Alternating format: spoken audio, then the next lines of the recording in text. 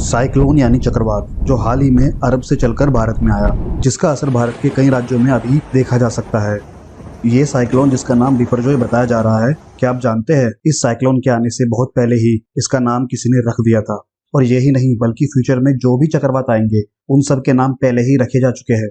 इन cyclones के नाम कौन रखता है, कैसे रखता है और हम भारत में भी चक्रवातों को उसी नाम से क्यों बुलाते हैं, इस तरह के ढेरों सवाल के जवाब आपको इस वीडियो में पता चलेंगे। आप इस वीडियो से काफ़ी कुछ सीख के जाएंगे।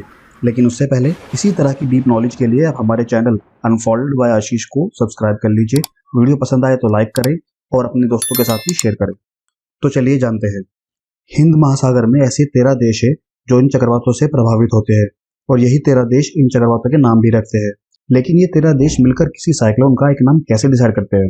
तो देखिए, ये 13 देश मिलकर एक संगठन बनाते हैं, रीजनल स्पेशलाइज्ड मेट्रोलॉजिकल सेंटर। दुनिया के 6 बड़े सेंटर्स में से एक भारत है, यानी दुनिया के 6 बड़े मौसम विभागों में से एक भारत का विभाग है, जिसे IMD इंडियन मेट्रोलॉजिकल डिपार्टमेंट या RSMC भी कहा जाता है। और इसे जिम्मेदारी सौंपी गई है 13 देशों की, इंक्लूडिंग भारत। इन 13 देशों में जो भी चक्रवात आता है उसकी निगरानी और नामकरण भारत करता है, यानी इंडियन मेट्रोलॉजिकल डिपार्टमेंट करता है। इन 13 देशों में से प्रत्येक देश 13 नामों की लिस्ट बनाता है।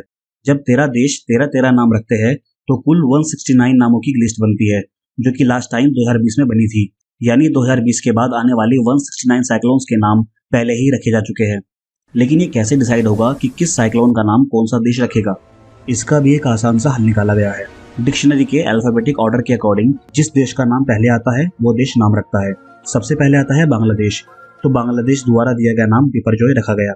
इसके बाद जो साइक्लोन आएगा उसका नाम होगा तेज, जो कि भारत ने रखा है। और इसी तरह सभी साइक्लोन के नाम पहले ही रख दिए जाते हैं। और जब ये 169 नामों की लिस्ट खत्म हो जाएगी तब इसी तरह की एक लिस्ट और बनाई जाएगी, और उसके बाद एक और, फिर एक और, सेम इसी तरह की प्रोसेस में चलता रहेगा। जिन साइक्लोन्स की हम बात कर रहे हैं ये होते क्या है ये भी जान लीजिए। जब तेजी से चलने वाली हवाओं की रफ्तार 63 किलोमीटर प्रति घंटे से ज़्यादा हो जाए तो उसे चक्रवात यानी साइक्लोन कहा जाता है।